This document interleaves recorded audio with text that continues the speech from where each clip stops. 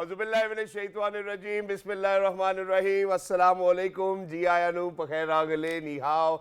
Chune-shumme, Washmale, Ohai, Gonzaimas, Guten Morgen, Ola, Boyor, Privyet, Kaifahal, Halishuma Chotore, Ahlan Wasalan, Marhaba, Buna, Mucho, Gracias, Swabi, Balli Kareaya, Hosh Galdin, and I Hosayo, Huyamora, Chivata, Chihal, Yud, Kalimera, and a very warm welcome to each and every one of you who's actually tuned into PT World and watching World this morning, alongside my very well-learned colleague who happens to be Ms. Haja Satti.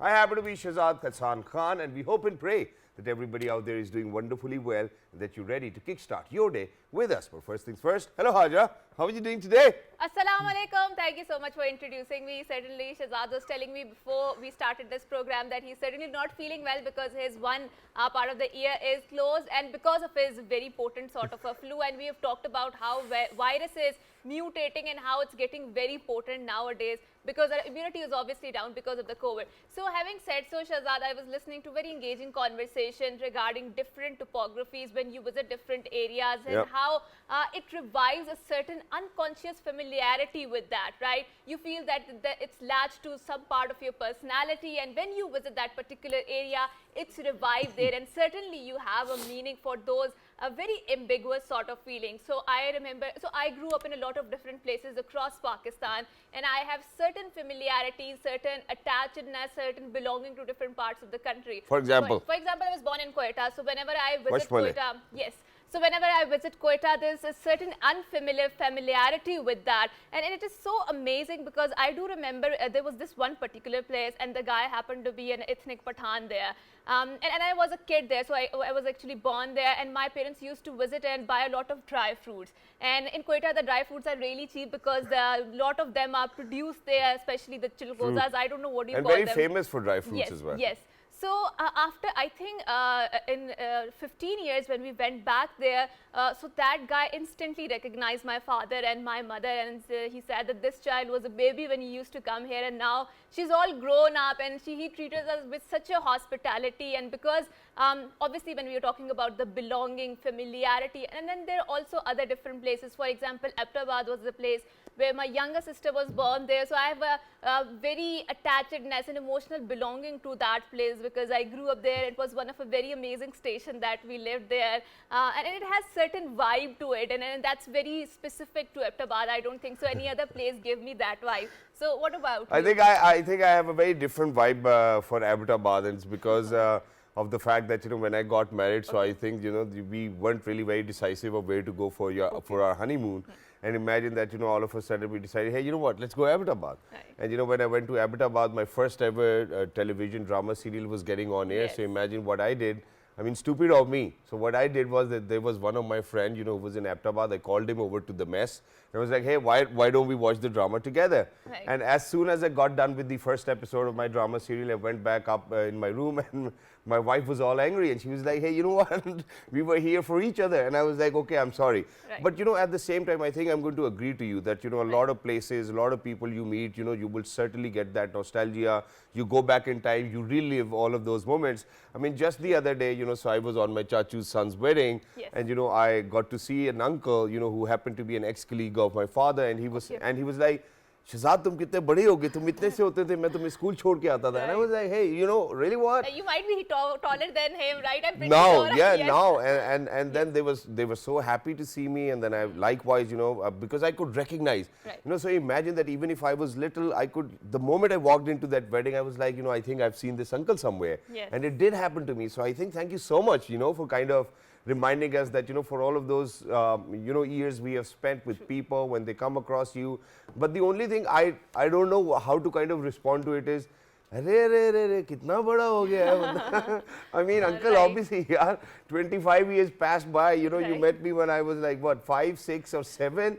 So obviously, everybody's going to get bigger, and we hope and pray that everybody turns out to be successful. I think on this point of time, on this note, I would certainly want to get on with the top story. So Haja, why don't you take the lead? Okay, so Prime Minister Shehbaz Sharif has directed to minimize the load shedding of the electricity during Ramadan.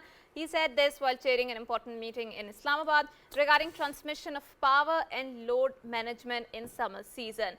Prime Minister directed to improve the power transmission system and take appropriate measures regarding the load management during summers. Exactly, and you know, Hajra, with this, well, first of all, obviously we are glad, and we do know that, you know, there's lack of resources over here inside our country, and you know, we're facing a lot of economic problems and crises as well. But I would only want to remind the Prime Minister, Islamic Republic of Pakistan, Mia Shahbaz Sharif Saab, that it was your government which when came in power, you know, Right. the electricity menace, you know, the electricity shortfall menace was eradicated. True. And we still believe as Pakistanis that you have all the authority, that you have all the vision to kind of make sure that Pakistan is going to be back on track, and that, you know, we're going to live those days again. True. Where there won't be any electricity shortage. I mean, this initiative of yours, that Ramazan, you know, people will be accommodated, but I think throughout the year people should be accommodated. And I think it's the need of the hour. So moving on to another top story, which is about the death anniversary of a legend and a great revolutionary poet, Josh Maliabadi, is being observed today. He was born as Shabir Hassan Khan on December 5th, 1894, and died as Sher-e Inqilab and Sher-e Shabab on February 22nd, 1982. Josh Maliabadi is reputed to have a masterful command over Urdu and was quite strict about respecting the grammars and the rules of language. The first collection of his poetry was published in 1921. And certainly when we were growing up, I could remember that there were a lot of his poetry and the chapters which he had written. Actually, we had read that in our Urdu literature, and certainly we had this talk before in our show that how we need to revive back our indigenous languages and also our national language, which happens to be Urdu. And poets like these are also harbinger of a language, because they have produced a lot of work in Urdu literature that will be recorded in the golden history of Urdu language. हद है अपनी तरफ नहीं है हम भी और उनकी तरफ खुदाई है. Ladies and gentlemen, this is one of the couplet from Maliabadi Saab as well. But now moving on to my favorite bit, where, ladies and gentlemen, the HBL PSL Season 8 is on. Just yesterday it was Quetta Gladiators versus Lahore Qalandars. Lahore Qalandars beat Quetta Gladiators by 63 runs in the 10th match of Pakistan Super League. PTV Sports HD is telecasting the match live. Earlier, Quetta Gladiators captain Sarfaraz Ahmed won the toss and put Lahore into bat. And I think that's what the problem is. You know, all of those captains who are winning tosses, they're making sure that they're going to bowl first. That certainly seems to be the problem. Naseem Shah could have rose to the occasion, or Hasnan could have rose to the occasion, but unfortunately they couldn't pull it off for Quetta Gladiators, because the bowling, ladies and gentlemen, has been really weak. Imagine 199 total from Lahore Qalandars speaks quite a lot about how Quetta Gladiator did bowl. And then unfortunately for its betters, Quetta Gladiators didn't do really well as well. And Quetta Gladiators really need to pick themselves up, because this way I don't think that they are going to make it to playoffs. Wonderful analysis, and certainly you can listen more to it, especially in the evenings, because Shahzad at 3 p.m. today on PTV Sports. Wonderful, wonderful, because Shahzad is there and having that commentary on the cricket. So moving on to a very interesting topic, which is about the rights of children and the establishment of the NCRC, because children are a vulnerable group. Why were they vulnerable? Because obviously their emotional quotient is not as developed as that of adults. Obviously we should not take it, children can surprise you a lot, the way they talk and the way the sort of the questions they pose. But having said that, obviously their cognitive development is in the developing phase, right? So that is why Pakistan is signatory to the Convention of the Rights of the Children, and obviously there is a global discourse about the rights of child. So we're very glad that we have been joined by a focal person who happens to be the chairperson of the NCRC. She happens to be Miss Afshan Tehseen Bajwa. Assalamu alaikum, and thank you so much for coming to our show. Assalamu alaikum, and a very good morning to both of you and to the entire country and the entire globe. Thank you so much. Thank you so much for being with us. And having said, ladies and gentlemen, you know, it's been long that I've been working alongside Ms. Afshan Tehseen Bajwa Sahiba as well. You know, ever since, you know, she took oath as the chairperson for the National Commission of Right of Child, you know, I still remember that day, that, you know, that there was this time when the NCRC was established, but there was no office, no nothing, you know, so it was being operated from her place in the first place. And then, you know, all of those drivers and cars, whatever was being utilized, was out of her own pocket. And she said that, you know, that with dedication, passion and right direction, the right person to do the job, inshallah I'll be able to do so. And then there was, and Haja, then there was this day, I would want all my viewers to know about this as well, that then there was this day, then officially, you know, right next to our office, you know, her office opened up. It's a small place, not a very bigger place, not a lot of luxury, but she never kind of bothered about it. And it's been 3 years now that, you know, she's been on this journey. And we would certainly want to kind of want her to reflect upon her journey in in the first place, and then move on and ask a few questions about awareness and what is being done. So first up, Ms. Afshan, congratulations. First of all, you've come a long way, alhamdulillah. You've conquered a lot of challenges, and inshallah in days to come you will continue to do so. But the first thing is, why would anybody go to a job where they know that they're not going to get paid? Definitely. Let me first send you the positive energy. You are Sure. We want it. Well soon. This is a very, very important question. I think we should have multiple such questions with lots of examples to set as a role model. Definitely, only those persons can come forward and provide their services who have commitment, who have energy, who have passion, who feel for the country, who feel for the children, who have this sensitivity to do something better, to make a difference. Who have a supportive partner.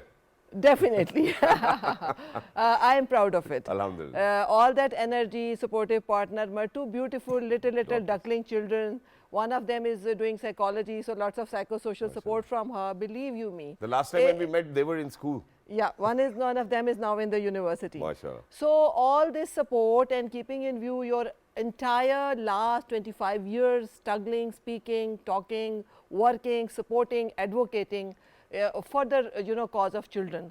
Why? Because if you see the entire world, any country on this earth, if developed, they invested in their children. True. Why? Because once you invest in the children, on their development, on their survival, on their participation, on their protection, on their personality development, then when they grow up in society, definitely the society changes. Yeah. So the right way of developing a society in terms of social change, in terms of economic change, in terms of political change, is to directly invest in the children of that country. Exactly. And how do you think that NCRC has been investing in the future? Because you rightfully said that when we are to speak about children, they are our future generations, and the nations who invest in their future generations are the nations who you see progressing. So how do you think NCRC has filled that role? Definitely. Let me just tell you that this commission is a statutory body, it's a regulatory body, and being a regulatory body, its role is to monitor, to oversight, to recommend, or to advise to the federal and provincial governments. Yeah. Definitely in Pakistan before that, till 30 years, there were not such monitoring and oversight body available. So 3 years back, 20th of February 2020, it was the first time that government of Pakistan has established. And we are sharing those images of the presentation as well. They've been with us. I would want our viewers to kind of go through it. These are the pictures. People who initiated with the office, because it comes under the obligation of GSP Plus and then the UN obligation, which was on Pakistan to kind of establish the National Commission of Rights of Child. And alhamdulillah, from the very first day, Ms. Afshan Tahseen Bajwa has been looking after this institution, which actually promises a positive future for our younger generations, and that's exactly what we want. I think most of it, the conversation over here really needs to be about the rights of child. And certainly when we talk about the rights of the children, and so you are the focal person for that, you are the harbinger around which the entire conversation is revolving when it comes to the children's right and the convention that Pakistan signed on that. So I think Shahzad has also something to contribute on this topic, because one of the focal point, important point on this convention was the right to identity, right? And it's also a hadith that you should give a good name to your children, because obviously that reflects on their personality. But nowadays we see that a lot of parents, they are posting the pictures or the content about their kids on the social media, and obviously the kids are very young, and when we talk about social media and privacy, they are both paradoxical terms, because there is no privacy on social media. And when these kids develop up, they might not like being on the social media in the first place, right? So how do you think that reflects on the child's right to identity, their children's right to a more what do you call the privacy thing? So what's your comment on that? This is one of the very important rights mentioned in the Convention on the Rights of Child. And this is something which is in Pakistan still you need to do a lot in terms of awareness and proper guidance and parenting role of schools, and then to see how we are giving that right to children and how we are just creating an enabling environment for them to prosper and grow into a very, very positive human being.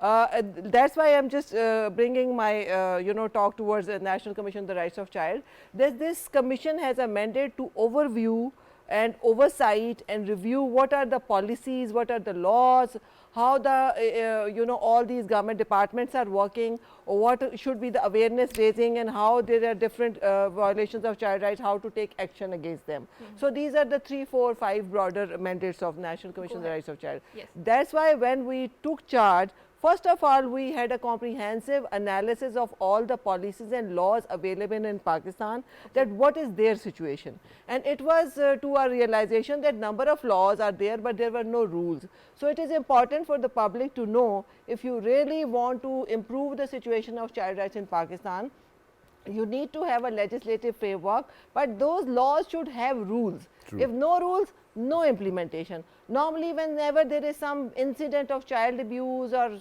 other issues come on media, it is just a focus on the issue, not on the cause. That's why those things then get diluted after 2 or 3 days. How do we differentiate in between a law or a rule? Rules are like the implementation mechanisms. Okay. Once there are broader a law Spectrum, yeah. spectrum, and then how this law will be implemented, how through institutions, and how it will be implementing mechanism, that is called rule. And how do we allude to it? Yeah, as Hajja would like to put. And if there are no rules, it means the law is there, implementation, your not there. the petrol and the tires. And we have of been the an car. over-legislated country anyways. Definitely. So over legislation, but rules are not there. True. Without it, you cannot move So the at all. implementation mechanism is not there. Not there. So and nobody knows. And normally here comes people the don't know. NCRC, right? Yeah. Yes. So secondly, this is one of the important things, and then we traveled all across the country, including federal, and when we met with, starting from Chief Justice, governors, speakers, deputy speakers, home department, social welfare department, law department, prison department, police department, and you name a department, heads of institutions, we had very critical not only meetings but number of consultation, workshops, events to discuss these laws. And did they cooperate? They cooperated 100%. All of them? All of them. But let's talk about The strange thing is, before having such talks, we would go, we would speak, and after 10 minutes of my speech, they would be sitting on my side. that's wonderful. And let me just tell you an interesting experience. It must be here, maybe in our pictures. The very last visit we made to Quetta, to Balochistan. Okay. And we were supposed to do the work on the labor law there, because the law was there, the rules were not there. Okay. And then we were talking about all the work in Pakistan, in Balochistan, regarding child protection, labor, marriage, and other street children. So one day before, I met 7 secretaries, one meeting with IGP prison, and 1.5 hours program on PTV. The next day in our event, there were 400 plus people, 7 secretaries were on the stage, finance minister was on the stage, the advisor to chief minister was on the stage, and down there the additional secretaries, the DGs, around maybe 50, 60 plus TV channels, and 400 plus people were there. And there we made that finance minister stand before 4 or 5 media channels, exclusively myself, standing next to him. Please commit that you will allocate funds, SNCs to all these departments, whose heads are sitting on the stage. So, people were making like literally how you manage to make everybody very important sit under one roof. I said this was just one thing. When you go, you speak, and you speak genuinely. If you make them understand why is it important, everybody comes forward and supports. And let's talk about the kids on the street, which you obviously mentioned in your conversation, because whenever you find a kid knocking on your door, especially when you are driving, I think their existence reminds us the sorry state of affairs of a society, and how we as a society failed to protect them, because their place is not begging there. Their place is in the education institution, or maybe playing up with their peers, because I think they're very neglected kids, right? So we also sharing some interesting images from your presentation. So Ms. Afshi, we want you to comment on what sort of protection did the NCRC provided to the street kids, and how do you want to bring them to the mainstream? Okay. Let me just tell you, number one, we are not service delivery directly. Okay. When some violation takes place, we do take cognizance, because under civil court procedures we have also been given power of like suo moto or summon. So that we did this year. First 2 years we were not properly, you know, a lack of legal team and other people, and we really got good achievements in that, and it was published not only in Pakistan but out of country. Other countries also contacted our Minister of Human Rights, and they showed their really appreciation that Pakistan is doing that, and that's why our minister was very happy with us. But since we are a policy making body, we make policies and then we give it to parliamentarians, and then we tell the judiciary, media, government, civil society, lawmakers, you know, the parliamentarians. So this is a comprehensive documents. I think it is the first of its kind in Pakistan. So it's not just collection of some words, but it gives the causes, it gives the constant, it gives the, you know, a whole set of legal frameworks, whole set of situation and what needs to be done. And separately it has given role of every stakeholder in Pakistan.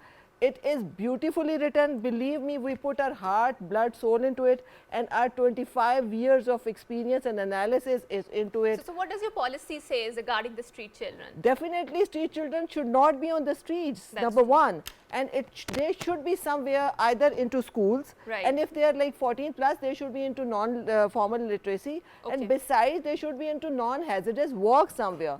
What is happening in Pakistan is that all the government departments are working in silos.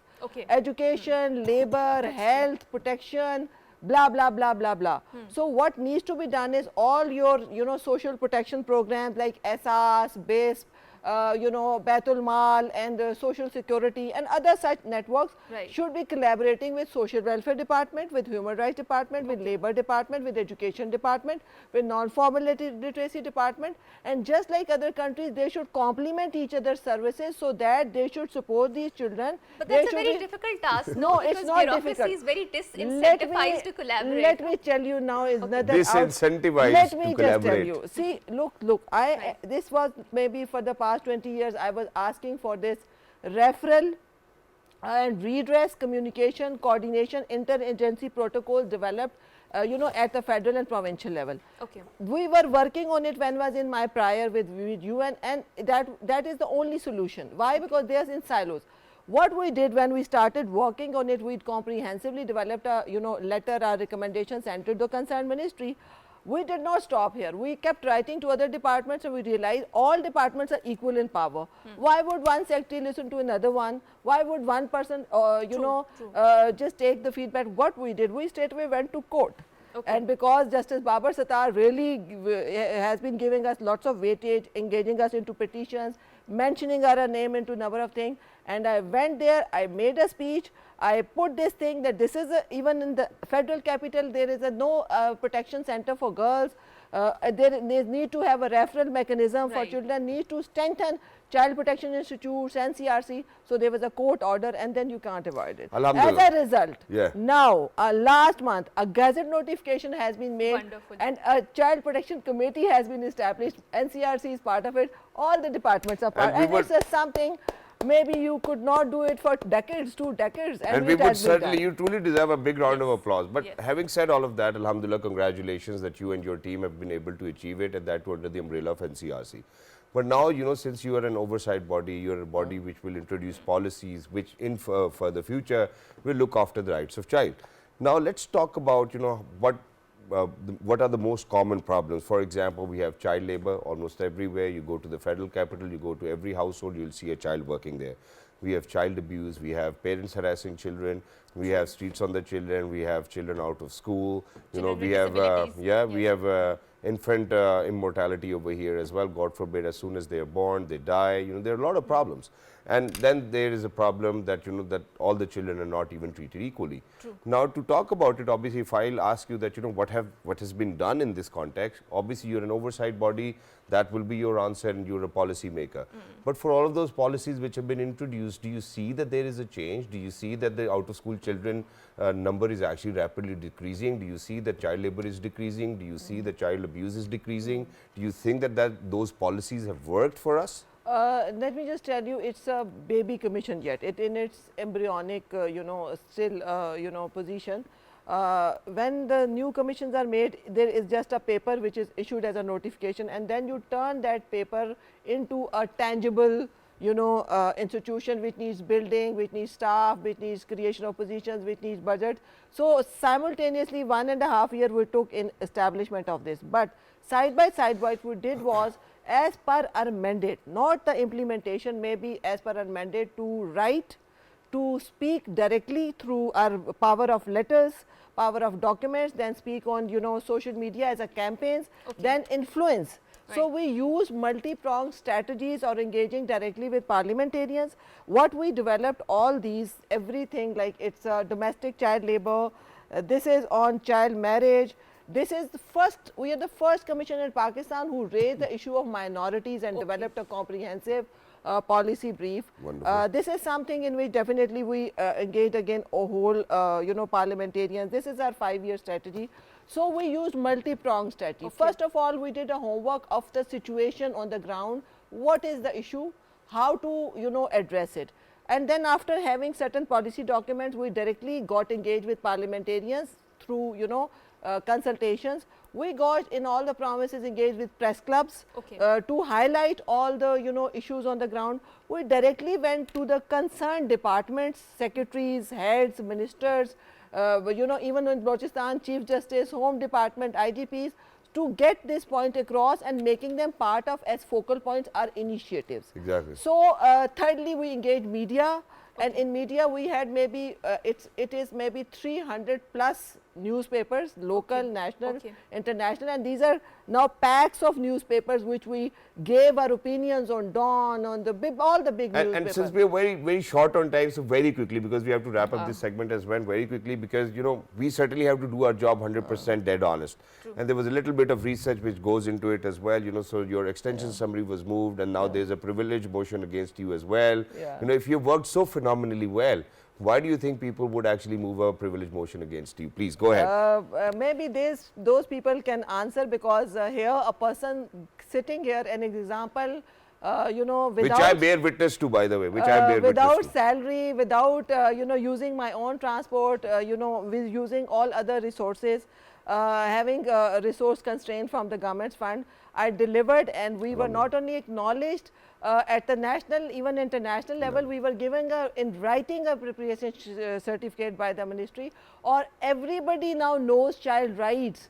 We managed to create a niche and made the issue of child rights, very, very important at the national level. We are very critically engaged with all the standing committees in the Senate and National Assembly. All the business come to us, and we took certain suo motos which were acknowledged not nationally but internationally, and we are the one on whose recommendations 2002 police order was restored in Islamabad upon a suo moto which was given by one of the senator and our prior minister's daughter, this Iman Mazari. And so it is a known case in Islamabad. Obviously, and having said, because you've worked so phenomenally well, I think what you really need to do is that you really need to form or establish a national commission for the rights of adults too as well, because there's a lot of rights violation going on. But thank you so much, Ms. Afshan Tahseen Bajwa. Thank you so much. To be very honest, I think from the very first day when we met, and then you're taking charge and how your journey has been,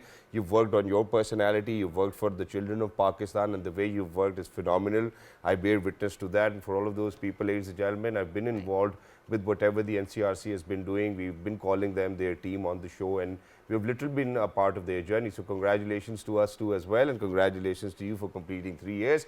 With that, we're actually heading out towards a short break, ladies and gentlemen. When we come back, I think it's the exact personality development that we would want to kind of talk about, that when you're given a task, how do you kind of adopt your personality characteristics according to that, so that you can fulfill a job that too beautifully or probably, excellently done. We're going for a short break. Don't go anywhere. We'll be right back. Good morning.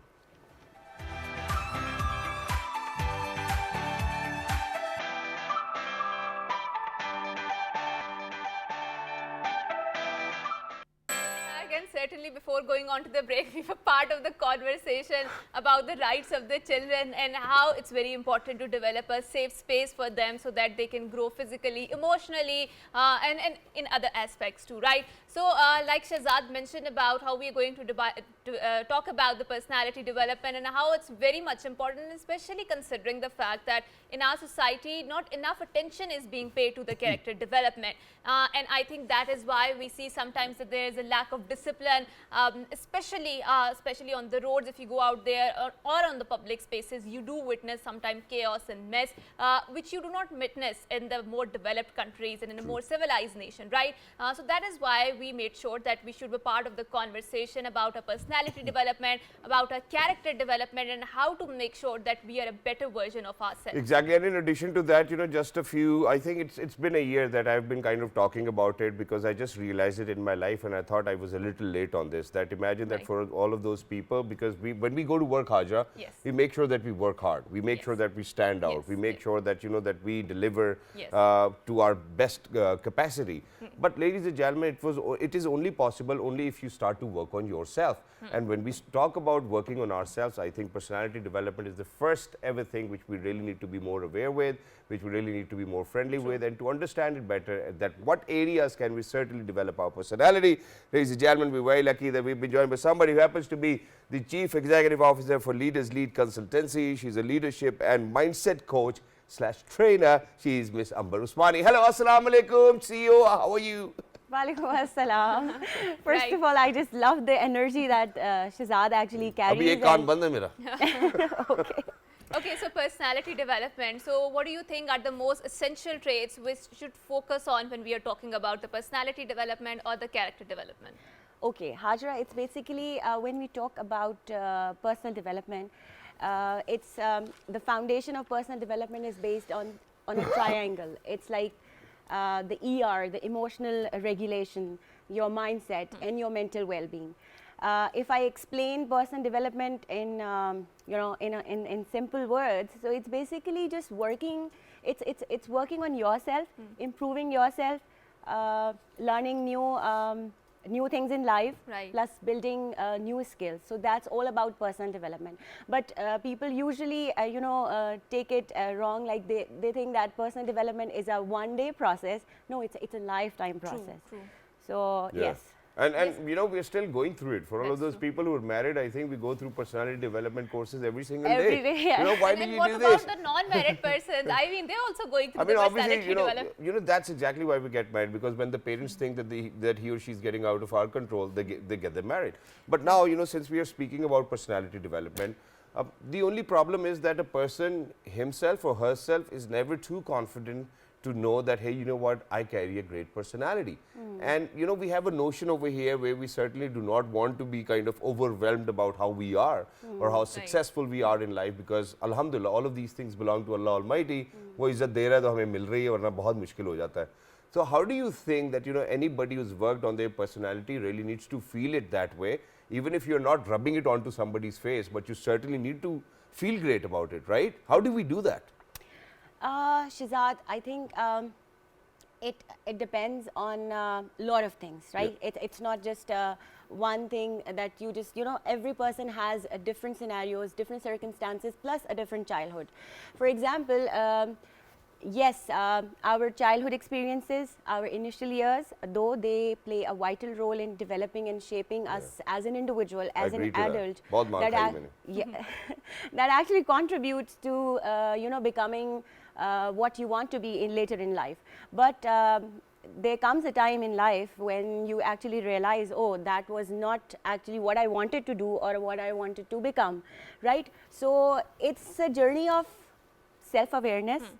It's how do you embark on the self-awareness? I mean, okay, Hajra, that's very लोग ही शीशा दिखाते हैं अक्सर कि जाने ये है, तू जरा अपने गिरेबान में झांक के भी and देख. that's not might be a very true Things like that, reflection of what you are, right? Sometimes you can be misguided by that. Absolutely. So your circumstances, your, the people you roam around with, that actually contributes to that. But what I was talking about, the self-awareness, it's a whole ball game, right? I myself have gone through a journey of self-discovery, and then I realized. Do you want to contemplate on your own journey of self-discovery? How was it, and what came? So, yeah, so it's simpler for people to understand. Yeah, and actually that, what I say, that actually motivated me towards becoming a mindset and leadership coach, because there was something inside me, to do something for humanity, and and that self-discovery actually helped me out. Okay, that's so my journey. My journey consists of a lot of emotional breakdowns, a lot of motivation, aggression, and I Just think like any other human, yeah. absolutely, Yes, yeah. And your failures are your best teachers, because obviously if you want to learn, you want to look at how and what went wrong. And I think that is going to teach you that how you need to do things well if you want to improve yourself, right? And I think we can all relate with this very well, because we have all learned from our mistakes, and those who do not do, they're bound to repeat that, right, Shehzad? So talking about personal development, character development, personality development, I think we have our own discursive roots of a tradition of Islam, right? Because Islam is also one of the very binding force that grooms us.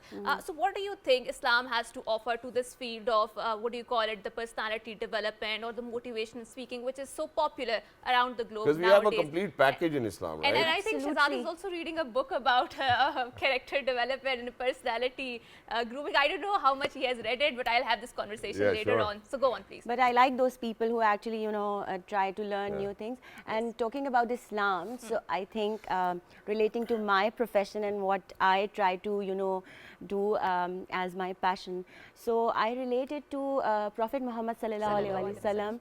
I think he was the biggest mindset and leadership coach.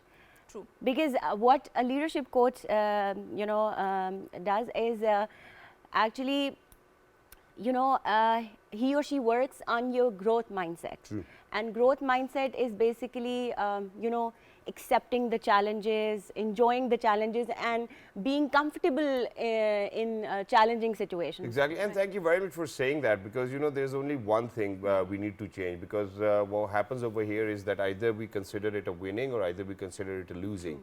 I think either you win, but even if you don't win, you learn. I think that's how people really need to kind of take it. But thank you so much for saying that, because I would want you to kind of build up on that and make it a little simpler for people, because destiny only Allah knows. That's I'm an avid believer of that. And you're on a journey, and every single day you really need to participate in a way that you're happy, that you are living the life, that you're getting maximum out of it, rather not thinking to yourself, hey, you know what, yaar, main ki kar raha hu? Why am I even doing that? How do you think that people can come out of this very comfortable zone and be in a zone where, while being uncomfortable, they feel, hey, you know what, I belong here? And they learn, yes. Yes. So, you were perfectly right, Shehzad. But the thing is, a lot of people don't even know actually themselves, right? When you don't know where your potential lies and what maximum, utilization of your talents you can do. So, unless and until, sometimes you need that catalyst or a guide in your life. So I'm going to give you a situation of being that catalyst. So for example, how, as much as I understand myself, I know that I can spread a lot of love, a lot of positive vibes. I can get people to go on in life and do things. This is something which I believe because of the fact that Allah might have given me this opportunity. Now, how you as a catalyst will advance it for me? Obviously, when I work with my clients, I need to see and assess their level of needs, right? So if I just talk some theoretical kind of work, because basically we coaches usually follow Maslow's theories of need and motivation. You must have SWOT read about it. analysis, maybe. Stress, So need, so there are opportunities, and certain threats. level of needs, and every individual. Actually, it's a 7 stages of needs, right? 7 types of needs. Physiological needs, your basic Needs, survival. wants, demands. No. That's Maslow's hierarchy. that's economics. No. Having said that, there's a reason why I'm saying that, because I believe that on the top of that chart says self-esteem, right? And the self-esteem really needs Self-actualization. self-actualization, and self-actualization needs to be at the very bottom. That's what I Yes. believe about that. Yes. So to reach that level of self-actualization, you actually have to be, you know, your level of needs should have been met, right? So certain needs, some people actually get stuck at one level of needs. For example, if a child or if a person is actually stuck in, you know, fulfilling his basic survival needs of food and shelter and hunger, how could you just even imagine that person to, you know, go beyond and make a progression in life, right?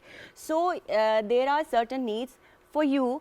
We need to see how many needs of your fulfilled. are fulfilled, Okay. and that level of self-actualization is basically the level of self-fulfillment. And there's a Okay, reason okay, why I so- asked you so- this question, you know, and there was a reason, because, you know, when I said that, you know, according to Islam, I think self-actualization comes in the first place. There's a reason. Now, imagine that when we speak about needs, wants, and demands, imagine. Not exactly, because Let me just complete it. self-actualization Yeah. says that you are at the spiritually very high level, and not every person can get to that level, because it's a very difficult level. You have to curtail a lot So of just your... let me complete it. What I wanted to say was that, for example, that, you know, people who might not have eaten food, you know, there are people who might not even feel the need, and when they got food, they shared it with somebody else. That's the example of our Prophet Muhammad sallallahu alaihi wasallam. Obviously, you know, that's what we look up to. So what I believe is that, you know, most of the times what happens is that we are so eager. Oh, yaar, meri neend nahi puri hui, I haven't slept enough, I haven't eaten enough. And for people who want to be successful, these are not their issues. If they haven't slept, they haven't slept. They're like, okay, let me finish my job, and then, you know, when I'll get time, I'll make sure that I eat food, or I sleep, or I do whatever is required. Because that actually specifies what your desire for in life, Or what right? you are hungry for. Yes, absolutely. So that could be different for different people, right? So that level of needs actually defines what drives you in life, what actually motivates you in life, and that could be different for So anybody. your quick tips for people out there, you know, may them be from so many different walks of life. How do you think that you can help them? Just give us some few quick tips. Oh, okay. I think for me, to work on yourself and to improve yourself, you first need to actually strengthen your knowledge, Yeah. right? Your Very important. capabilities, because every person possesses some kind of potential in them, Right. and self-actualization is basically that maximum level of potential, Okay. doing the best. Every person is capable of becoming the best. Right. So, And sorry, Yeah. Okay. and one thing, have positive self-talk with yourself. True.